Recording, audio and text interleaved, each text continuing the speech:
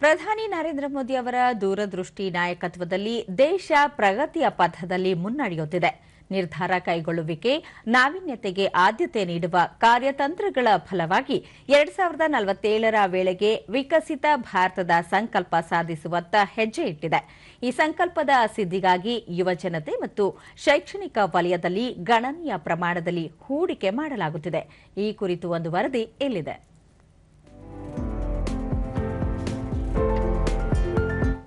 ಯಾವುದೇ ದೇಶದ ಭವಿಷ್ಯ ಆ ನೆಲದ ಯುವಜನತೆ ಮತ್ತು ಶಿಕ್ಷಣದಿಂದ ನಿರ್ಧಾರವಾಗುತ್ತದೆ. ಭವಿಷ್ಯದ ನಿರ್ಮಾತೃಗಳಾದ ಯುವ ಜನತೆಗೆ ಅಪಾರ ಅವಕಾಶಗಳು ದೊರೆಯಬೇಕು. ಇದನ್ನು ಮನಗಂಡು ಕೇಂದ್ರ ಸರ್ಕಾರ ಪ್ರಧಾನಿ ನರೇಂದ್ರ ಮೋದಿ ಅವರ ಮಾರ್ಗದರ್ಶನದಲ್ಲಿ ಹಲವಾರು ಪರಿವರ್ತನೀಯ ಕ್ರಮಗಳನ್ನು ಕೈಗೊಂಡಿದೆ.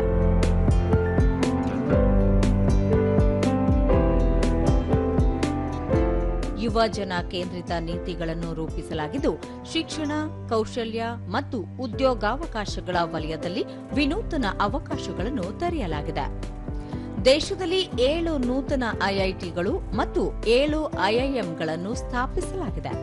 2020ರ ರಾಷ್ಟ್ರೀಯ ಶಿಕ್ಷಣ ನೀತಿಯು ದೇಶದ ಶೈಕ್ಷಣಿಕ ವ್ಯವಸ್ಥೆಯನ್ನು ಹೆಚ್ಚು ಸ್ಥಿತಿಸ್ಥಾಪಕತೆಯುಳ್ಳ ಕೌಶಲ್ಯ ಮತ್ತು ಡಿಜಿಟಲ್ ಕೇಂದ್ರಿತ ವ್ಯವಸ್ಥೆಯನ್ನಾಗಿ ರೂಪಿಸಿದೆ.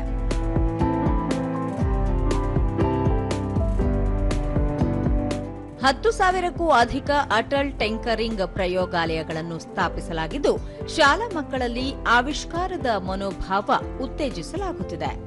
ಪಿಎಂ ಶ್ರೀ ಯೋಜನೆಯಡಿ 14,000 ಮಾದರಿ ಶಾಲೆಗಳನ್ನು ತೆರೆಯಲಾಗಿದೆ. ಈ ಶ್ರಮ್ ಪೋರ್ಟಲ್ನಲ್ಲಿ 30 ಕೋಟಿಗೂ ಅಧಿಕ ಕಾರ್ಮಿಕರು ನೋಂದಣಿ ಮಾಡಿಕೊಂಡಿದ್ದು, ಅಸಂಘಟಿತ ವಲಯದ ಕಾರ್ಮಿಕರಿಗೆ ಸಾಮಾಜಿಕ ಭದ್ರತೆ ಕಲ್ಪಿಸಲಾಗಿದೆ.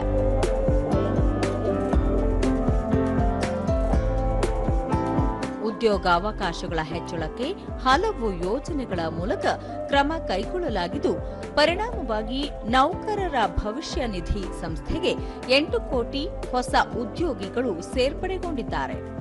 500 ಉನ್ನತ ಸಂಸ್ಥೆಗಳಲ್ಲಿ 1 ಕೋಟಿ ಯುವ ಜನರಿಗೆ ತರಬೇತಿ ಕಾರ್ಯಕ್ರಮ ಹಮ್ಮಿಕೊಳ್ಳಲಾಗಿದೆ. ಮುದ್ರಾ ಯೋಜನೆಯಡಿ ನೀಡುತ್ತಿರುವ ಸಾಲದ ನೆರವಿನಿಂದ 8 ಕೋಟಿ ಜನ ಮೊದಲ ಬಾರಿಗೆ ಉದ್ಯಮಿಗಳಾಗಿ ಹೊರಹೊಮ್ಮಿದ್ದಾರೆ. ಇವುಗಳಲ್ಲಿ ಬಹಳಷ್ಟು ಮಂದಿ ಮಹಿಳೆಯರು ಎನ್ನುವುದು ವಿಶೇಷ. ಒಟ್ಟಾರೆಯಾಗಿ ಕೌಶಲ್ಯಪೂರ್ಣ, ಉದ್ಯೋಗಾರ್ಹತೆ ಹೊಂದಿರುವ ಆವಿಷ್ಕಾರಿ ಮನೋಭಾವದ ಯುವ ಜನತೆಯನ್ನೊಳಗೊಂಡ ಪರಿಸರ ನಿರ್ಮಾಣಕ್ಕೆ ಸಂಬಂಧಿಸಿ ದೇಶದಲ್ಲಾಗಿರುವ ಪ್ರಮುಖ ಬದಲಾವಣೆಗಳಿಗೆ ಪ್ರಧಾನಿ ನರೇಂದ್ರ ಮೋದಿ ಆಡಳಿತದ ಪ್ರಸ್ತುತ ಸಮಯ ಸಾಕ್ಷಿಯಾಗಿದೆ.